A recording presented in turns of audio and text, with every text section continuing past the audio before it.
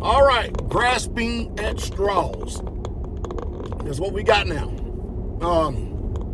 If you watched the video I did with the challenge of Geno Jennings, matter of fact, there was probably a few spots in there that after I went back and listened to it, I said, oh boy, man, I misspoke on that one, but I know those that know me know that I know what the word says, because the previous video that I did prior to that video, I said, let every man be a liar and let Yah be the truth.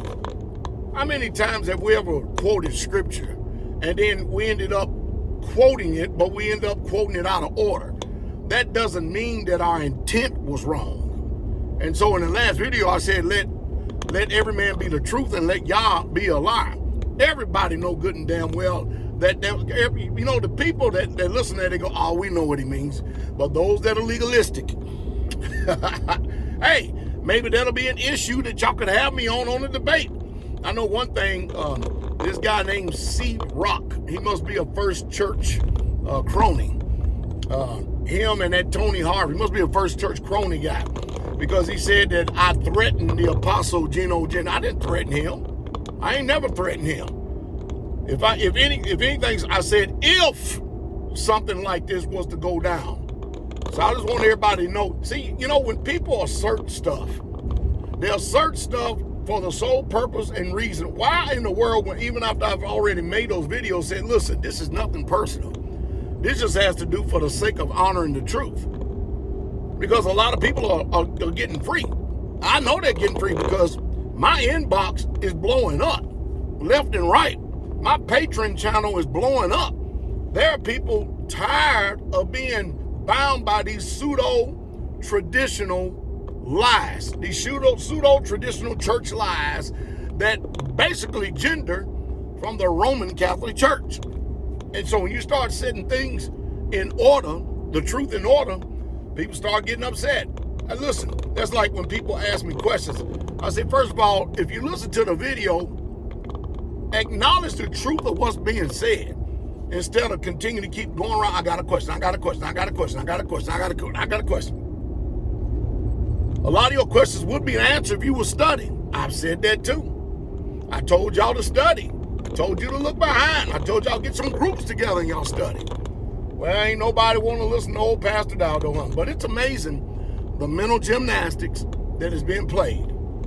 Listen, I started off by saying, tell Pastor Jennings and we can have a civil, because he did challenge anybody. I just have to be anybody. He did challenge anybody. I said we can have a civil discussion and debate. Don't stretch the meaning of all this. Why in the world? First of all, number one, do it look like I want to go to jail for something as simple as dealing with someone over at the First Church? Y'all mind, where's your line of reasoning at? What kind of mindset is it? And what are y'all doing? Is it because y'all took all those jabs and stuff that got y'all thinking all crazy and backwards and stuff? It just amazes me. And y'all have to understand,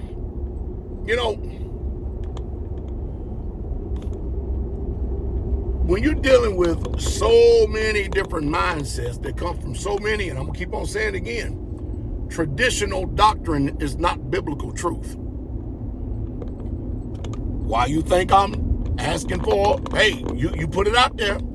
I heard you many, many times speak boldly about it. I'll debate anybody. That's what he says. He says, I will debate anybody on this subject. Anybody. Well, I'm somebody. So I had Elder Kabir and them reach on out. See if we get that. Ain't no big deal. Hey, and it has been said. And it's sounding like it's true. There's this one guy, what's his name, Minister K. Murray, said that Geno Jennings, he don't debate nobody that has true knowledge and scholarship. And then I went to look at some of the debates. He's debating a homosexual. He's debating a Muslim. He's debating somebody in Jamaica that gets all in their emotions and feelings, talking about rightly dividing, because the guy that he was trying to debate, he had a false doctrine. And he was trying to force people to believe that mess. But the people who we have discussions with or debates with, I don't call them debates. I call them discussions, heated discussion stuff, because I told you there's a debate structure. There really truly is. And there's a professional and proper way to do this. All right? I mean, after all, debates is supposed, it's kind of like built on the structures. Anybody out there, have y'all ever seen professional boxing before? You ever seen that before?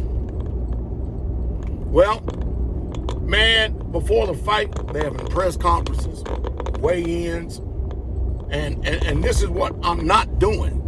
But it just seems to be part and parcel to the defense of truth. And people will get out there and they're very vigorous on their points and stuff like that. And they're very vigorous on their talking heads. And of course, in boxing, they say, man, I'm going to knock you out. I'm going to do this. I'm going to do that. Now, we don't say it over here in debate now. We don't say it over here. If I say something like that, I'll say, if this happens. You understand what I mean? And when I say it, for instance, he likes calling women in their doctrine whores. That's what he's talking about. I said, call my wife a whore while I'm up there and see what I do. That's what I said. And when I'm talking about doing, I'm not going to sit up there and fight that little bitty puny man. First of all, that would be beneath me. Are you following me? I'm just saying, y'all need to, I guess one thing people need to do, y'all need to really get a real good understanding of Straitway. Y'all really truly do. A damn good understanding of Straitway. We are unapologetically patriarchal men. I promise you we are. And but I tell you, man, these little nonsensical things that are all these things are being said, not straight from Pastor Jennings himself, but from all these little minions, all these people that co-sign whatever he says. They're coming all from him. And I tell you, man, it's sad.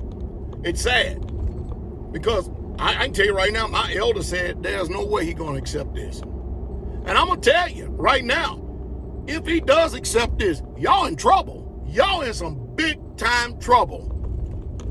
Biblically, scholarly, and historically. Y'all in big time trouble. If you ever watch one of my debates, go and check it out. You'll see. You'll get a taste of what you're going to get from Pastor Dowell. And I'm telling you, it's enough with the theater, enough with the finger pointing, enough with the pop. Look, either it's gonna happen or it's not. Makes no difference to me. I'm still going to talk about it. I'm going to continue to keep setting people free. Because this lie and this tyrannical lie has had too many people under a religious traditional bondage for a long time. Let me give you a nugget. When you go read Deuteronomy 24 verses 1 through 4, it clearly states and it tells you, remember, the scriptures can't be broken. Remember, it's the same Jesus, the unchanging God, the unchanging Yahweh Elohim. It's the same one. So I'm telling you, you got a lot of penmanship of the scribes that's in vain. You got a lot of people out there that are exercising some what I call it, translatory bias. There's a lot of translation bias going on out there because the Europeans got a hold of this word. But when you start looking at these real true sources, you start coming from the real translation like the Greek Septuagint and of the Old Testament. When you start looking at all this stuff and you start reading this book and looking behind these words, man, you're going to find out, hey, there's a lot of crows somebody getting ready to eat. Or either they're going to save face and keep on promoting the lie. I'm telling you that right now. Pastor Dowell remains unapologetically, and I definitely damn sure somebody said, oh, he afraid. If I'm so afraid, then why I'm out here? Now, I just take it as an assertion because you do have people of low base mindsets that they're like stirred up the pot and everybody want to weigh in and get opinions. And of course, now because you use my name and Pastor Jenny's name, you get a lot of people out there getting a lot of views on their channel. And they blowing a bunch of hot air and smoke up your hindquarters. They talking, but they ain't saying nothing. They talking, but they ain't saying nothing. So I hope it goes down. I hope it goes down. I heard the way Pastor Jennings talked to Tony Smith years ago. I heard it. And it doesn't have to be in a beef format. Let's just, come on, man. Let's do this thing in truth. Let's let the people get up there and decide based on the facts, based on the scripture, based on historical content. Let's do it from there. Let's do it from the law and the prophets. You know, Isaiah 8:20 says, to the law, until the prophets, and they speak not according to this word, it's because there's no light in them. None. And so just by me quoting that scripture, I'm telling y'all a lot. But no, I have an extremely good grasp and understanding of divorce and remarriage and polygyny, which I have actually answered Mr. Jennings on. Now, again, my elders already told me, don't hold your breath, Pastor. It ain't going to happen. Because, you know, it's just a figure of speech. We ain't going to do it anyway. Besides, we busy working. But, hey, if it just so happened to come to fruition, we're going to see how much right that he is then. Why not test that boast? Huh? I'm not there because, and I'm not even doing this to bring shame, contempt, or evil name or nothing like that. But if you're going to bring the truth, I mean, Paul said it in Galatians 4:16, have I become your enemy because I tell you the truth? And yes, you will become people's enemy because you tell the truth. Listen, people have been fighting about church tradition for centuries. I'm not fighting church tradition. Church tradition and the assertion of church tradition is totally irrelevant. I'm set for the defense of the message to tell the truth. And even if he doesn't accept or he stay quiet and mute on this subject, the more I talk about it and the more truth I bring, the more people are going to, and more videos I get out there. Because I looked at my archives and I realized I don't hardly have anything on this subject. So last Sabbath, you know, the fourth commandment, last Sabbath, I actually spoke extensively on it, but it wasn't comprehensive. There's no way that I could give a comprehensive teaching dialogue on this particular subject because it's vast, it's big. So between the videos that I make and my radio broadcast on Blog Talk Radio, as well as simulcast on YouTube and Facebook on Friday night, 7 p.m. Central Standard Time, and including Hold Fast Wednesday, it's coming up, tomorrow. We'll be talking about myself and the elders will be talking about this even more so, because the more we talk about it, the more people the eyes of their understanding is open. Listen, and I showed last Sabbath how many times divorce was mentioned in the Torah, and what the direction of divorce was, depending on what it is. And if it wasn't something, oh, look at them deer. Oh boy, man! But if it wasn't so, then why is it mentioned in Scripture? Now, I know that the book says Jesus Christ the same yesterday, today, and forever. I know that the book says, I am Yahweh your Elohim, and I change not, therefore you sons of Jacob are not consumed. I know that Jesus says, behold, I come in the volume of the book because it's written of me. So anytime you read something that's going to say something different than what the law and prophet says, you got penmanship of the scribes that Jeremiah warned us about, because these Europeans got a hold of our scripture, and through the Roman Catholic Church, they started bringing in the catechism, bringing in all the Eucharist, and all this whole other stuff. And then the Catholics started turning around and making a monopoly and thinking they had the authority to either sanction, to approve or disapprove of marriage. That's pretty dang arrogant. And then when the Catholic Church, through the Protestant reparation, through the Protestant Reformation, end up going back and forth with each other, next thing you know, then states, countries started adopting their own marriages. That's why I keep, I know it's painful, but I'm asking y'all clearly. And I'm gonna have my brother Steve Encounter draw me up a chart so I can make it. Hopefully he get it done for this Sabbath. But it's amazing. You're going to find out that a lot of you that went out there and got a state marriage license from whatever state it is in this union, the creator of the universe did not join you together. He don't rock like that. He don't roll like that. And so you got to deal with that. You got to make it right. And it's amazing It's amazing. Let me give y'all a nugget before I let y'all go. I'm going to show y'all what people do, okay? They do the same thing on the subject of polygamy. So y'all know over in Matthew 5, Yahshua makes a statement that says that if your eye offends you, pluck it out.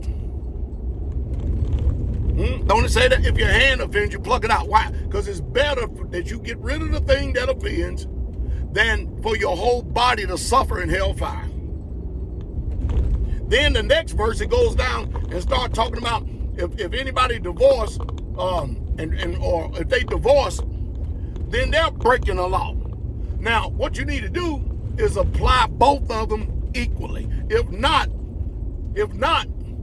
you got some people twisting and warping the scriptures, because if you're going to take that particular text literal when there's already laws to give you divorce, to show you what divorce is. Now listen, just because I'm talking about this, listen, I don't like divorce no more than anybody else does. But you got some rebellious, unruly people in this earth that are not going to submit to Yah's terms and conditions, his laws, his statutes, his commandments, his rules or guidelines. And Yah made provisions for that in the law. He made provision for rebellion. Man, I could go on and on and on and on and on about this. And I told you, go read Jeremiah chapter 8 yourself. Jeremiah chapter 3. Start at verse 8. You'll see that the king, the creator of the universe himself, is a divorcee. Now go lie on that. You want more proof text? Go read Isaiah chapter 50 verses 1 through 8. Check that out too. See? Either people going to get with the truth or they're going to continue with traditional bias. That's what it is. That's what they're going to continue to keep doing. You, the court of public opinion, going to make that determination. I know one thing, people getting set free. Because clearly over in the law, in Deuteronomy 24 verses 1 through 4, the purpose of the divorce is so that the woman could be free to remarry. Because if she couldn't be free to remarry, then why did it speak about it? Why did it give direction? Why did it give laws? Huh? Even Paul says in 1 Corinthians 7, hey, if they cannot contain, let them marry. Anyway, I can go on and on and on and on and on. I'm gonna keep talking about this truth, and don't worry. This subject's so inexhaustible, they can listen to all what they want, try to build their case, because you can't build your case if you're gonna twist and warp and distort the truth. That's all there is to it. So anyway, it is what it is. I'm still gonna talk about it. I'm gonna talk about it even more so, just so that people can have a reliable, truthful, scholarly record out there of truth that they themselves can actually have a source to go to and then check it out for themselves, rather than having all these videos flooded with the same old subject and topics. A lot of these assemblies out there, they don't deal with the deep things of the scriptures. For instance, deliverance, casting out devils, healing. They don't deal with stuff like that. You listen. Your pastor is not going to talk about the stuff that he can't do. That's an obvious fact there. Now go understand what that means. And may the Most High give you understanding, comprehension. That's my prayer. So no, I ain't got nothing personal with Pastor Jennings. None whatsoever at all. I don't. I know that a lot of his cronies and minions over there, they're little low-base-minded people who like stirring the pot. I know that they themselves, boy, they very active on this, and ain't nobody talking to y'all. Stay in y'all place, man. Don't you know that the books teach y'all, rebuke not an elder, but entreat him as a father? Do I not look like an elder? And so y'all gonna break scripture, and you want people to listen to you when you breaking scripture. Damn, what is going on? And talking about discipline, look how undisciplined y'all are. You're supposed to be honoring me, regardless of whether you agree or disagree with me or not. You're not even in the same league to set up and speak to me. Most of y'all cats out there, I'm old enough to be your daddy. You better watch your tongue, you little rebellious imp. You better learn how to talk to grown folks. You better learn how to honor the hoary-headed people, the hoary-headed man. How can somebody listen to you when you are breaking scripture? It makes no sense. It's nonsensical. So anyway, hope it says something to stimulate thought. I want y'all to be encouraged, okay? All right, I got to go here. King coming.